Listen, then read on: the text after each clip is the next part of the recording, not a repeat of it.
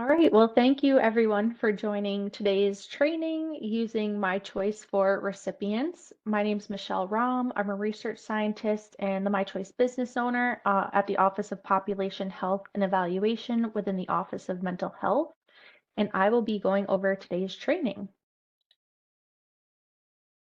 So before we get started, I did want to point out that all of the phone lines are muted, but folks can still ask any questions today during the webinar by using the Q&A box. And if you're in a full screen mode view of WebEx, you can hover your cursor over the top center of the screen to see the menu, or you can go to the three horizontal dots on the bottom right-hand corner of WebEx as well to access that Q&A feature. And you can submit your questions to all panelists in the Q&A box, which should be the default. And we do want to note that we are not going to be monitoring the chat function today for Q&A, so please, again, just use that Q&A feature in WebEx to ask any of your questions. And then today's training will be recorded, and we'll also be sending the recording and slides to all attendees after the webinar and posting them on our public website. I did want to make a note here, since this is a webinar for MyCHOIS meant for recipients. If anyone has any questions, we just advise to not share any personal information into the Q&A or chat features, as this webinar again is going to be recorded and posted and made available publicly. So if you have any questions regarding your own personal data, you can contact our PsyCHIS help desk, and my colleagues Ashma and Melanie are on the line to help with any questions that come in, and they can put that PsyCHIS help desk email into the Q&A box, just so you have it for reference in case you have any questions about your own personal data. All right, here's our agenda for today. We'll do a quick MyCHOIS overview. Then we'll go into how to request access and how to log into MyCHOIS, both in the web and mobile app versions of our MyCHOIS application. Then we'll go over navigating MyCHOIS. So this is the majority of our webinar today. So what the web and mobile app MyCHOIS applications have to offer. So we'll review treatment data. We'll look at how you can add plans and documents to your treatment summary. We'll look at browsing the recovery library and other recovery-oriented resources. And then we have crisis hotlines, crisis resources, and there's just more things I'll be going over beyond this list here. Then we'll have frequently asked questions, so a couple slides on FAQs that come in about MyCHOIS, and then we'll end on MyCHOIS technical support, and also at the end we'll stop for any questions that came in. So we'll start with our MyCHOIS overview. Now, what is MyCHOIS? It stands for My Collaborative Health Outcomes Information System.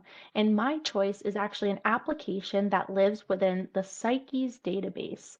And it's used for both Medicaid and non-Medicaid recipients.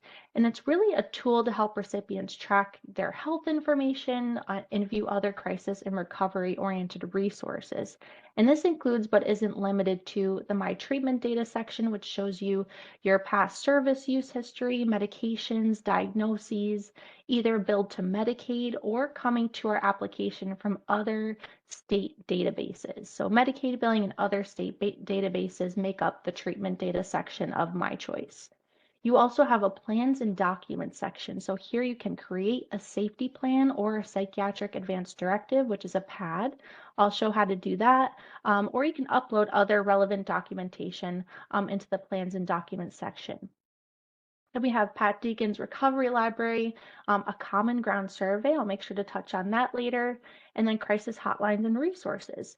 And we, again, have MyCHOIS available both as a web application, which has been available in the web for a few years now, but more recently we've created a MyCHOIS mobile application, and it's available on iOS in the App Store and Android Google Play Store. So we'll be showing that today as well. Hopefully we'll be able to do a live demo of our mobile app if technology agrees with me today. So that's something to look forward to later on in this webinar. And the MyCHOIS goals really aim to help increase empowerment and help improve that communication between you and your doctor, and then promote person-centered care and recovery. And also it's meant to enhance the ability for that shared clinical decision-making between you and your treating provider. All right, so that was a brief overview of what My Choice is. And again, we'll go into the fine details of what is included in the My Choice application throughout this webinar. So now I'm going to go over how to request access to My Choice. So if you are someone who's interested in viewing your treatment data and history and other recovery resources that we have included in My Choice, you can contact your provider that you're working with, or you can also contact our Psyche's help desk. And you have to provide the required information shown here, which includes your name, your date of birth and address, one form of photo ID or two forms of non-photo ID, and your NY.gov ID username. And then preferably a Medicaid ID or Social Security number, which are your unique identifiers, would be helpful to send as well. Now, an NY.gov ID, I added a slide here to explain what that is because some people are not familiar with this, as I wasn't until the MyChoice account creation came to us. So NY.gov ID is an online service that helps allow you to use your login username and password to sign in securely to any NY.gov ID participating government online service. So what the NY.gov ID account is really used for is to protect your data. So either your provider or us at the Psyche's help desk, we use your proof of identity and your NY.gov ID username to link your MyChoice account to your NY.gov ID account. That will allow secure access to your treatment information. And then once those two accounts are linked, to log into MyChoice, you would use your NY.gov ID credentials. And if you aren't sure if you have an NY.gov ID account or know that you don't have one and need to create one, we have a how-to guide for clients to obtain NY.gov ID account information, which is linked here and also on our public website. All right, so I'm going to go over the process to have your provider grant you access to MyChoice. So you can request a MyChoice account from a provider that you're currently working with who already has Psyche's access. So you'd want to give your provider that required information that we just went over, and then they can follow our how-to guide for providers to create client accounts in MyChoice. So it shows them how to create your MyChoice account and how to link that account to your NY.gov ID account. And then if your provider doesn't have Psyche's access, or if they do have Psyche's access and they're a little bit confused on the process to create and link your MyChoice account, they can always contact us at Psyche's Help to help guide them through that process. So that's one option is your provider grants you access. And the other option we have is the Psyche's Help Desk grants you access. So if your provider can't grant you access, or if you'd even prefer that you don't go through your provider to get access to your MyChoice information, you can reach out to our Psyche's Help Desk. The email is on your screen, psyches-help@omh.ny.gov, and we're available Monday through Friday, 9 to 5. And what you do is email us and provide us with that required information. So your name, date of birth, address, the forms of photo ID, and your NY.gov ID username. And you can send that to us in a securely password protected document, like a Word document or an Excel file. And if you need help password protecting a document to send over that information to us, you can email us first, and we can provide you with instructions on how to password protect a file. And then once we confirm your identity, we can create a MyChoice account for you and link that account to your NY.gov ID account, and then you'd be able to log into the MyChoice application. All right, so that's how to request access. Now, once you get access to MyChoice, then we'll show you how to log in to both the web portal of MyChoice and the MyChoice mobile application. They're very similar processes, but just want to point out some slight differences in them and how they look. So to log into MyChoice on the web, you'll go to our Psyche's website, psyches.org, and go to the left-hand navigation menu and select MyChoice. Then you'll click Login to MyChoice. And here's where I want to point out a very specific step. You're going to be selecting external local provider. There's two options on the login page that I'll show in a second, and you'll want to make sure you select external/local provider. Then you'll enter in your ny.gov ID username and password and click sign in. So I'm just going to show what that looks like in a couple of slides. Here we have going to the psyches.org website, which is our homepage is showing on this screen, and then you'll select My Choice in that left-hand navigation menu. And once you select My Choice, then you'll see a big blue Login to My Choice button at the top of the page. So you'll click that.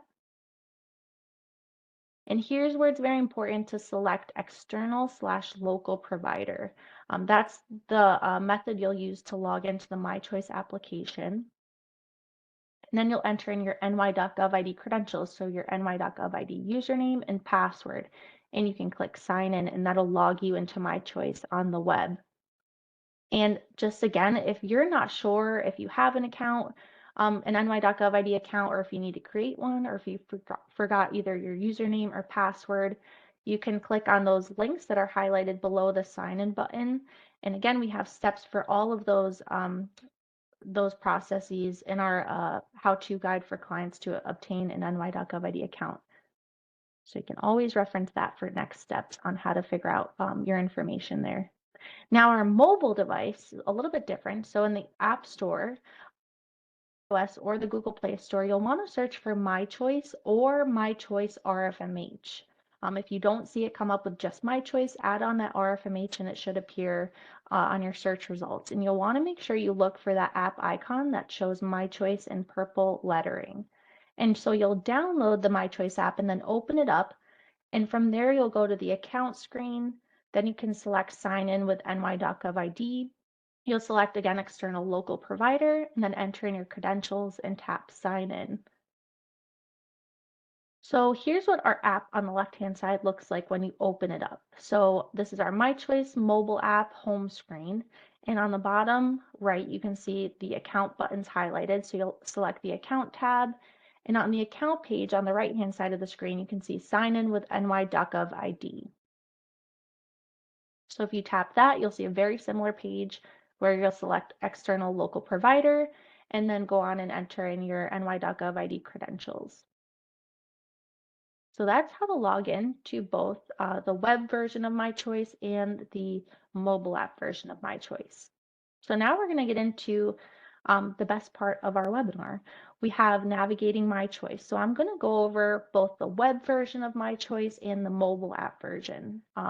I'll start with the web version of the MyChoice application. So just to list some of the features that our MyChoice web application includes, here you can complete a screening and assessment like a PHQ-9 depression screening or a CSSRS suicide assessment or the Common Ground survey. These are all things you can complete and fill out in the MyChoice web application specifically. Here you can also review your past reports. So any previous screenings and assessments or surveys that you've taken, you can review your past report answers. We also have your treatment summary. So here again, you can view a history of your medications, your diagnoses, your services billed for by Medicaid or coming through from other state administrative databases. And in the web app, you can actually complete a safety plan or a psychiatric advance directive. We have built-in templates for both of these things in our web application specifically. So you'll be able to complete the templates for both of those options, a safety plan or a PAD. Or for web specifically, you can upload other types of documents to your treatment summary. So you can upload care plans, discharge plans, relapse prevention plans, anything you think would be relevant to your health information in your treatment summary that you'd like your doctor to view, you can upload and attach to your treatment page. Then here you can also in the web access the Learning Center. So we have a bunch of different resources like worksheets, we have personal medicine cards, quick recovery videos. We have Pat Deegan's Recovery Library, which alone has thousands of recovery-oriented resources and more things available in the Learning Center section. Now, in the web application specifically, we have an About Me section. So I'll show what that looks like, but you can update your preferred name, your preferred language, your race and ethnicity. You can update that information in the About Me section in the web, and we are working on adding more options to the drop-downs in that section, so it will continue to be enhanced over time. And then in the web, you can also translate to Spanish certain sections of the web app. Okay, so this is what it looks like when you log into the MyChoice web application. So I've highlighted at the top the navigation bar. You have Home, About Me, Help, Espanol, and Log Out. So I'm just going to go over a couple of the sections in the navigation bar, and then we'll go to the boxes that you see below. So in the About Me section, this is where you can enter in your preferred name. So if you're Jonathan and you want to go by John, you can enter in your preferred name here, and that will show at the top of your treatment summary. We also have Medicaid ID, your clinic ID, your date of birth, and then here you can select your preferred gender, your race and ethnicity, your primary language. What would be manually attached is your psychiatrist and your therapist and any other staff linked to you through MyChoice. And then you can select your highest level of education completed, your current employment status, your marital status, or child custody status. All of those are optional to complete. And again, we're hoping to update this section in the near future with other relevant details that might be helpful for you to add to your About Me section. All right, this is an example of tapping on that Espanol button, and you can see certain areas of the application have been translated to Spanish. When you toggle to Espanol, it should say English on the top right. I just kept the Espanol button just for reference, but it'll say English when you're on the Spanish version, so you can toggle back and forth on the website. And most things will be translated, even the Common Ground survey, but things like your treatment data, that would not be translated at this time. All right, so I'm gonna go to we're on the home screen right now, and we're gonna look at the bottom left-hand box that's highlighted here. So in this section, this is where you can view any screenings or assessments or surveys that have been assigned to you by your provider. So in this case, this person's been assigned a Common Ground survey, a PHQ-9 depression screening, and the CSSRS suicide assessment. You also have the option at the bottom to review any past reports that you've completed previously. So I want to talk about Common Ground now. It's really a tool to help empower those with psychiatric diagnoses to help communicate with your doctors that your needs and your wants for your recovery. So it really helps you to arrive at shared decisions with your provider about the next steps that you'd prefer in the management of your recovery.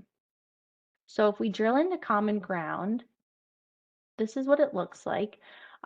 You'll have the What is Common Ground button on the left, and if you click on that, you can view information on what the Common Ground survey is, information about what a power statement is.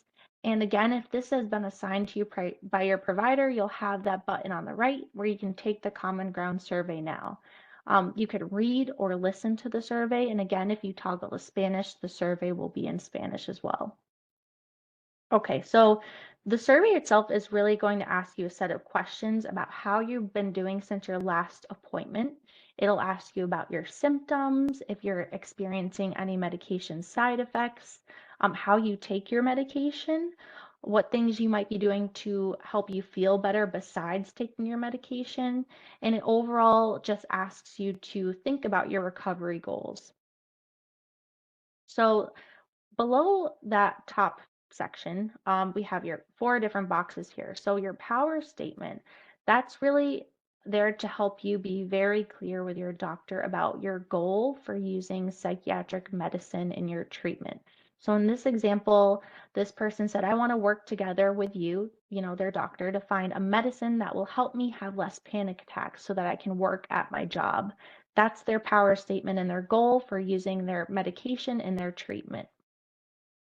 Below that is personal medicine. So this is things that somebody does besides taking prescribed medication that helps them feel better. So taking a walk, reading a book, seeing family, talking with friends, going outside, um, things things they can do to help them feel better without taking their medication or besides taking their medication. And then on the right-hand side, you have your early warning signs. So this is signs that you want your doctor to be aware of so that they can intervene if they notice any of them happening before escalation. So an early warning sign could be sleeping during the day, not talking to people or seeing people, missing appointments, etc. And then your mental health medicine, this is the medications that you're currently on. You can always add new medications here or remove medications that you're no longer taking. So when folks fill out that common ground survey, the questions or the answers will be turned into a report. And that report can be reviewed with you and your doctor together. And that way you can decide on what treatment would be right for you and the next steps you want to take in your recovery. And I do want to mention that the common ground survey is confidential and it should only be read by you and your treatment team. Okay, then we have let's see, the Learning Center section. So this includes a few different links here. We have health resources. So this is information on things like quitting smoking or managing your diabetes. Below that is recovery videos. So these are really short videos, like 3 to 5 minutes on individuals in recovery, and they discuss different topics such as empowerment. They can talk about self-expression, community involvement, employment, things of that nature. Below that is the worksheets hyperlink. So these are forms you can fill out to either keep for yourself or review with your doctor, such as a cheat sheet to help you write your power statement if you need help writing that. They also have a mood or a goal tracking diary. So there's a lot of different worksheet options to choose from. Then on the top right, there's personal medicine cards. So these are based on your recovery goals. So for example, you can fill out a personal medicine card for depression, in your personal medicine being walking or maybe talking with friends or getting out of the house. So you can fill out your special instructions and your plan on when you'll be doing that activity and how it will help to make you feel better. So these personal medicine cards for tactics you can use to feel better, and you can print them out and take them with you. And then below that, we have multimedia tutorials. So these direct you resources online that you can use for things like self-help or a multimedia tutorial on how to fill out a psychiatric advance directive. There's a bunch of different health topics there. Then lastly, we have Pat Deegan's Recovery Library. And within the Recovery Library, um, you have thousands of those recovery-oriented resources. And this library is updated at least once every week with new materials. So there's a lot of different categories located within the library. You have things like recovery, whole health, self-advocacy, medication, and more. So I'll show a screenshot of what the library looks like.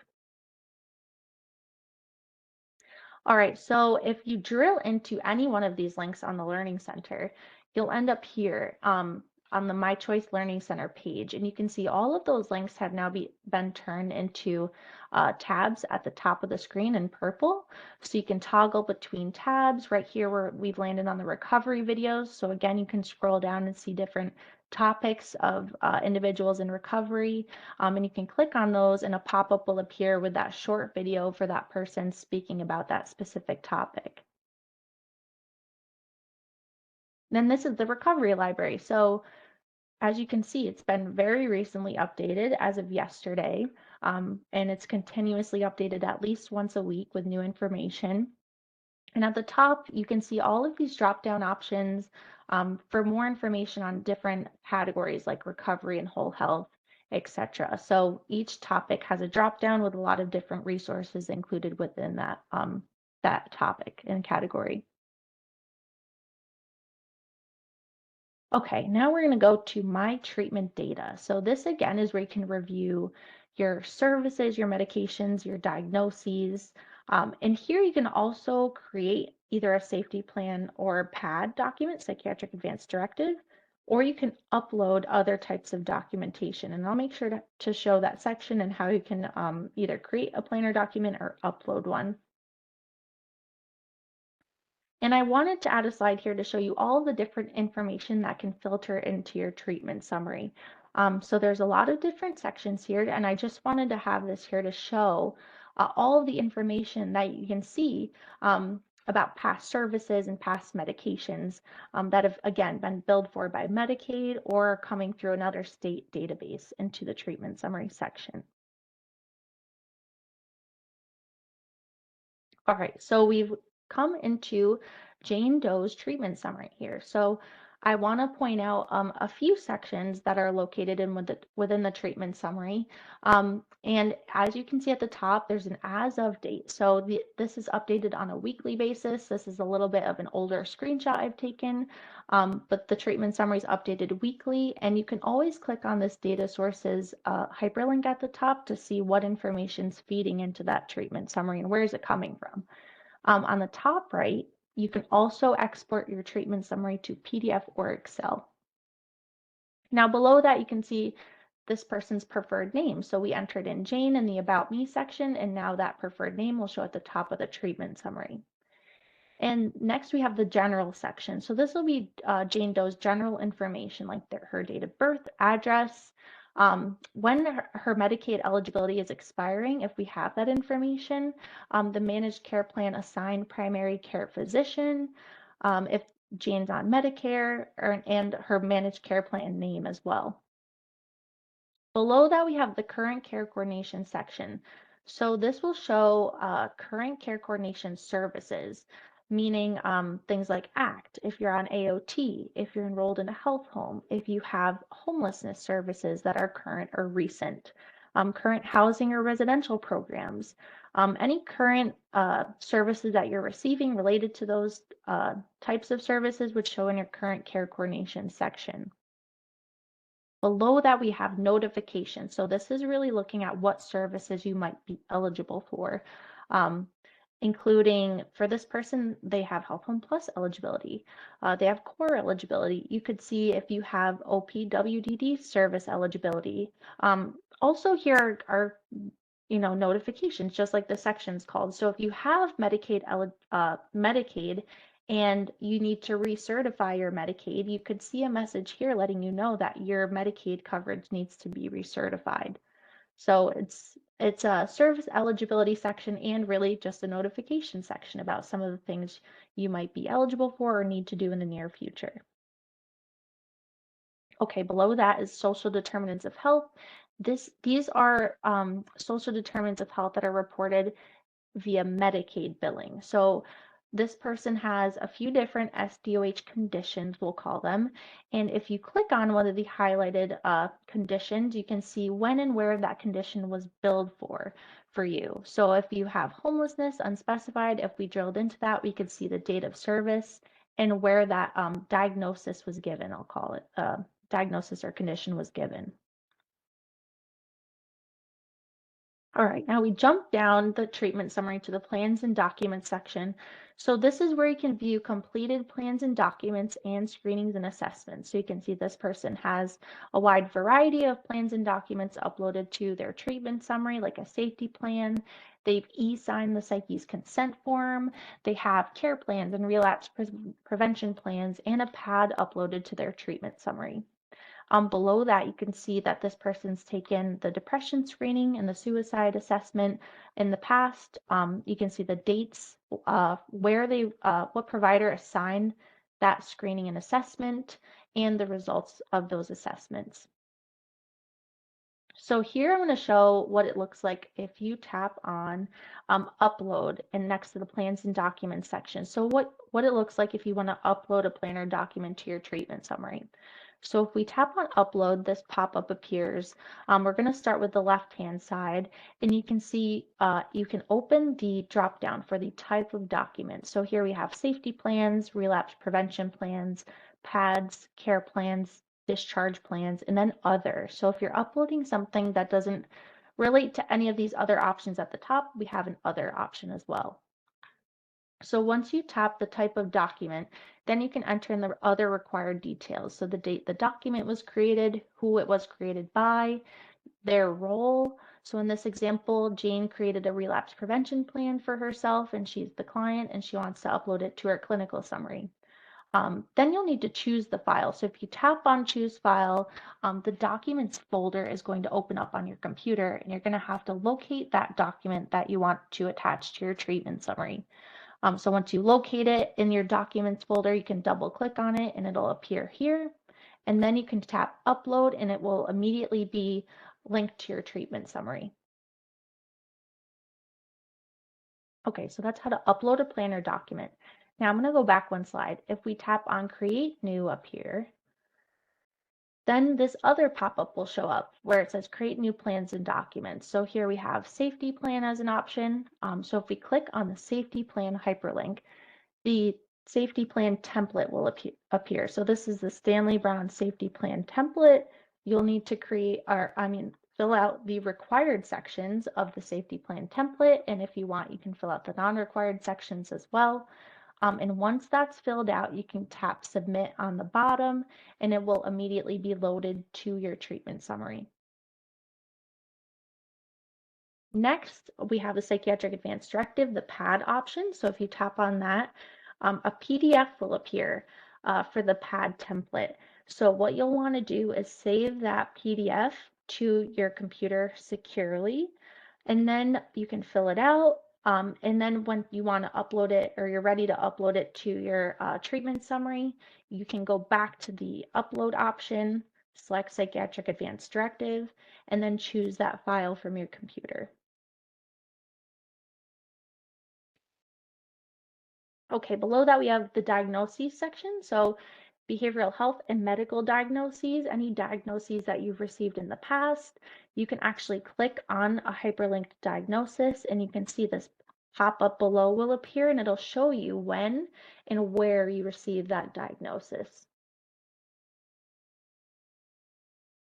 We have the integrated view of services over time. So this is a chart that you can see. It goes back the past 5 years. You can really see your past service and medication history in a graph form. So you can hover over any of these dots to see the provider name and the date of service that that service was received. And you can even toggle this to a table view if you want to see it in a table view rather than a graph form. All right, care coordination. This is historical care coordination information. So at the top of your clinical summary is current care coordination. So services you're currently receiving that are care coordination related. And this section here is your historical care coordination information. So if you've been enrolled in a health home in the past, or if you've received Health Home Plus or ACT services in the past, that will show up here in the historical section of the care coordination view. And then below that, we have medications. So these are broken out into 3 categories. You have controlled substance, behavioral health, and medical medications. So you can drill into these boxes on the right-hand side of the screen, and that'll show you a little bit more detail about when and where that medication was picked up and who prescribed it. All right, a couple more sections I want to show in the treatment summary. We have behavioral health services. So if you've had ACT services, clinic services, core or HCBS services, those would appear in this behavioral health services section. So you can see the service type, the provider name that gave that service, the dates billed for that service, the number of visits you've had for that specific service type, what recent primary diagnosis was given during that service, and then if there were any procedures during that service as well. And similarly, below that, we have the medical outpatient services section. So you can see your behavioral health services and your medical services as well. All right, the last section I want to show is the crisis services and the hospital ER services section. So if you've had crisis services in the past, you can see the service type, the provider name, the admission and discharge date, how long that service occurred for, the primary diagnosis, and the recent procedures for that service. Very similarly below, we have the hospital and ER services section. So if you've had an inpatient stay, if you've had an ER stay, those types of services would show specifically in this section. And you can always drill into any of these services that you've had and see if there's been any other diagnoses associated with that service beyond just the primary diagnosis. Okay, we're going to switch over to the MyCHOIS mobile application. So it's a little bit different from the web application. The MyCHOIS mobile application actually has crisis hotlines and crisis resources, which the web application doesn't currently have, along with About MyCHOIS, which has some MyCHOIS frequently asked questions and answers in there. But Similarly to web, we have the treatment summary. You can complete a safety plan in the mobile application. In the mobile app, you can view completed plans and documents. However, you can't upload any to your plans and documents section in the mobile app like you can in the web. We also have Pat Deacon's recovery library, just like the web version, and you can translate to Spanish. Some of these sections have asterisks next to them, and that means that you cannot view that section unless you're logged into your MyChoice account. So that includes the treatment summary, the plans and documents section, and the recovery library. All of those sections require you to log in and have a MyChoice account. All right, I'm going to pause my screen to pull up a live demo of the MyChoice mobile application. So while I'm doing that, I wanted to take a pause and see if any questions have come in. Hi, Michelle. There are no questions. Okay, thank you, Melanie. If any questions do come up, please feel free to write them in the Q&A box. And I just will be taking 1 minute to pull up our mobile app. I think it's much better to see in real time than in screenshots. So just give me 1 second while this loads.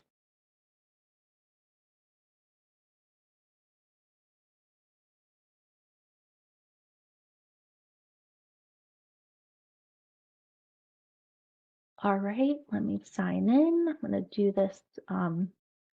Actually, I can do this while everyone watches. So here's our MyChoice mobile app. This is a demo of our actual mobile app that we have in production as well. So you can even go to the App Store right now and download it if you'd like. So I'm going to sign in with a test MyChoice account. So let me go to, oh, I should probably say what I'm doing. So I'm going to the account screen in MyChoice and then sign in with ny.gov ID. And here I'm going to select external local provider. And then I'm going to enter in my credentials.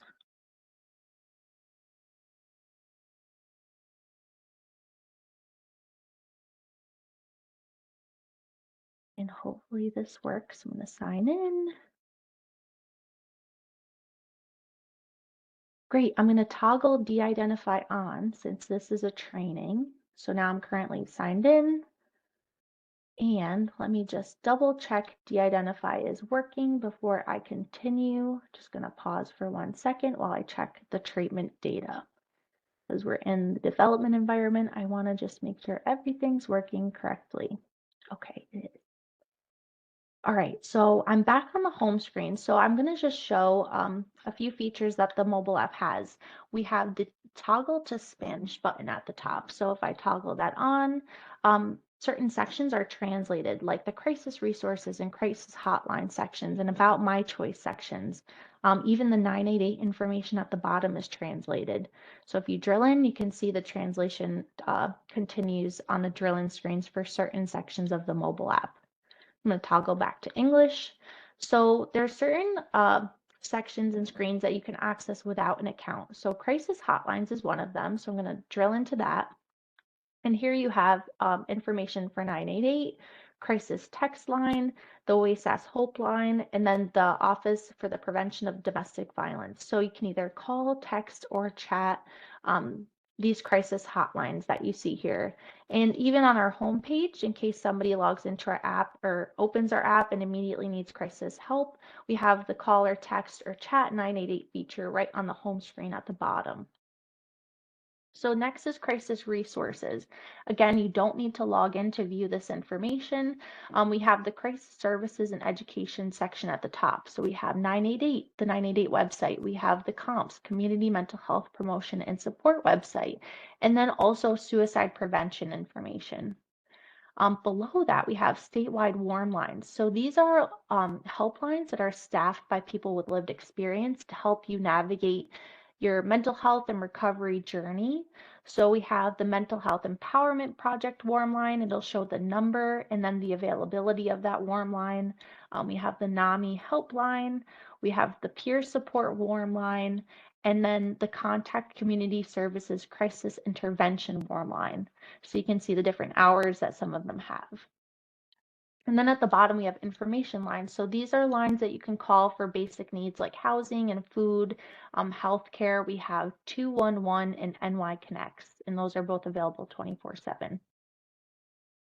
Now, the last section you can access without logging in is about MyChoice. So here we have um, certain topics that we wanted to provide a bit more information on for the MyChoice app. We go into a brief description of crisis hotlines and resources and warm lines. So we just give a brief explanation of what you can find on those pages and what they are. Then for your treatment data, we have information on where your health information is coming from, what data is included there, who will see it, how can you withdraw your consent, and then information on the recovery library, just a short, brief snippet on what information is included in there. And then lastly, how you can add plans and documents and an explanation on what the safety plan is. So that's the About My Choice section. So again, those three sections, hotlines, resources, and About My Choice, you do not need to log in to an account, your My Choice account to see. Anyone can download the app and access any of those three sections immediately. Okay, so I'm going to go into the recovery library section, very similar to the web. If you log in, now I'm going to go over sections that you can only view after logging in. So if I've logged into my account, now I can go into the recovery library section and browse the recovery library on my phone. So they have a version that fits the mobile app quite nicely, so you can access all the information you'd be able to see on the web in the recovery library on your mobile device. Then we have my treatment data. So I'm going to drill in here. And since I've logged in and I'm linked to my own data, I can see my own treatment information right from my own phone. So this has been scrambled just for our training purposes, but you'd see the same general information here that you were seeing in the web version of MyChoice. So your name, your address, your Medicaid ID, your managed care plan, etc. Similarly, you'd see the same current care coordination information. So this person has had recent homelessness services. So you can see the homeless shelter information in the current care section. And again, you can see AOT, ACT information, health home information here as well. Notification. So these are information about what services you might be eligible for. This person has a prescription prior authorization. So it'll list out the medications that need prior authorization before they can pick it up. And it'll let you know just to discuss that with your provider for more information. Social determinants of health section, you can drill in, see the different social determinants of health conditions that you've received from Medicaid billing, and you can drill in and see when did you receive that SDOH condition and from where. Then we have the plans and documents section. I'm going to come back to that one, so we're going to just skip over that for now. Diagnoses, you can drill into behavioral health or medical and see a specific diagnosis that you've been given, drill into that and see when and where that diagnosis was billed for by Medicaid for you. Then we have medication. So in the medication section, actually specific to the mobile app, you can view all of your medication records in one list chronologically. In the web, you can view them broken up by different category, but here they're all combined in an all medication records screen. So you can drill down and see when you've last picked up that medication, the strength, the route, the quantity, and the day's supply, the prescriber, so who prescribed you that medication, and where did you pick it up. All right, below that we have services. So another mobile app specific feature, you can click all services and you can view a list of your services in a chronological order, combining all of the different service categories on one screen. In the web, they're broken out into different sections, but in the mobile app, you have the ability to view them all just in one list. So if there's been additional diagnoses given during a certain service, or if you had a procedure or a practitioner linked to a certain service, you can drill in and view more information on that specific service that you receive. So this person also had a procedure during their behavioral health service, and you can view that on the drill-in screen. Okay, so I'm going to go back to the plans and documents section. So here you can see this person filled out 5 safety plans in the past. If they had a psychiatric advance directive or a care plan or any type of plan or document uploaded to their clinical summary, you could see that listed here. But this person just has 5 safety plans. So if I drill in, I can drill in even further and view that safety plan, the template you saw earlier, that could pop up on my mobile app screen to see what was filled out in the past. Or you can go and create a safety plan directly in the mobile app. So you can go to the My Plans and Documents section, either from the treatment summary or from the home screen of the app. So if I click on this, it'll bring me right to My Plans and Documents. So here I can add a new safety plan right from my phone. And we're hoping to add in other templates over time, but right now we have the safety plan template included here. So you can drill in and fill out your warning signs, fill out coping strategies, all of the required sections for the safety plan template. And I'll just show an example of one of these sections where you enter in information, and then you can go back and you can see I've completed the required pieces of information for the warning signs bucket. So when you go into all of these different buckets and you fill out the required information, you'll see a green check mark, and then you can add the safety plan to the treatment summary. If you fill out like one section and you need to hop off your phone and come back to it, you can always save your safety plan as a draft as well. All right, I'm going to discard my changes here. So that's the plans and documents section. And that sums up what you can do in the MyCHOIS mobile app. I just came from the plans and documents section and we had gone over all of the sections. So I'm going to hop back over to my slides now. I'm so glad the live demo worked. That's great. A lot better than looking at screenshots, but I have included here the screenshots just for your reference when we send out the slides. So this is all the information we already just went over in the mobile app. Okay, frequently asked questions. So just to answer some of the frequently asked questions that come in about MyCHOIS, we have 2 quick slides on those FAQs. So where does your health information come from in MyCHOIS? It's coming from the PsyCHIS database, which stands for Psychiatric Services and Clinical Knowledge Enhancement System.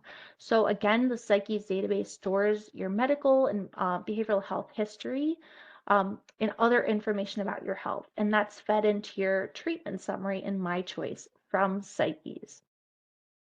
Now, what information is included in your treatment data?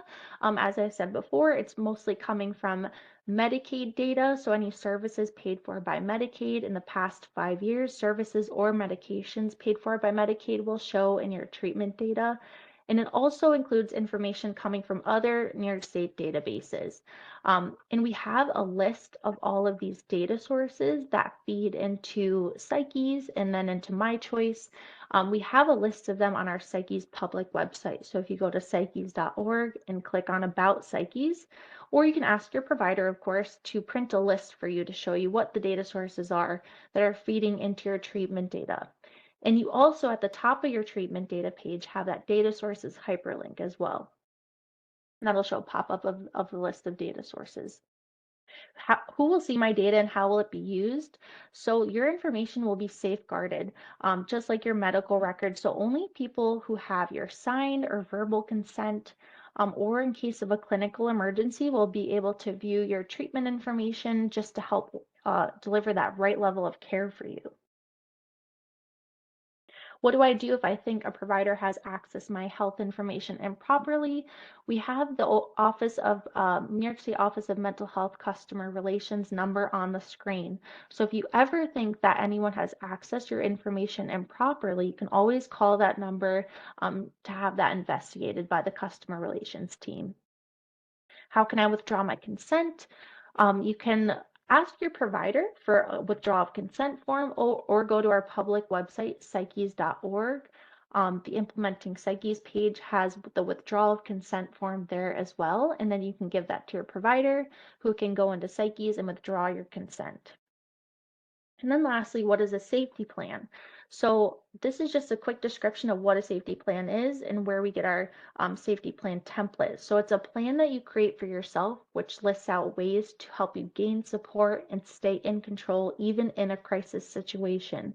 So we use the Stanley Brown safety plan template. You can fill out the required information like warning signs, coping strategies, social supports, hospital information, and then also a reason for living as well. And you can save that information and it'll be linked to your clinical or your treatment summary. All right, we're going to end on MyCHOIS technical support. We always want to hear from people on their thoughts for the MyCHOIS application. We love enhancing both Seggies and MyCHOIS, and we'd love to just hear from our users on what you like or dislike or would love to see included in MyCHOIS. So if you end up using our app, our web application, and you get an account or you don't get an account, and you can just use what's available to you, like in our mobile app, the crisis hotlines and crisis resources. We'd love to know what your thoughts are. So if you do have any thoughts on MyCHOIS, you can always email us at psycheshelp@omh.ny.gov and just share with us what your feedback is so we can help improve our application. Training resources, we have 4 different user guides that might be relevant for you if you ever need help with how to get your ny.gov ID account information, if your provider ever needs help with creating a MyCHOIS account for you, if you need help signing up and logging into MyCHOIS. And then we have a MyCHOIS user guide for our mobile app, just to show you those sections I went over today. And then again, if you have any questions about MyCHOIS, you can always reach out to us. We're available Monday through Friday from 9 to 5. All right, I think that covers most of what I wanted to go over today. So, Melanie, were there any questions that came in? There are no questions. Okay. All right. Well, I hope everyone enjoyed today's training. Thank you so much for joining. I appreciate your time, and I hope everyone has a great rest of your day. We'll make sure to send out these slides and the recording very shortly. So take care, everyone. Thank you.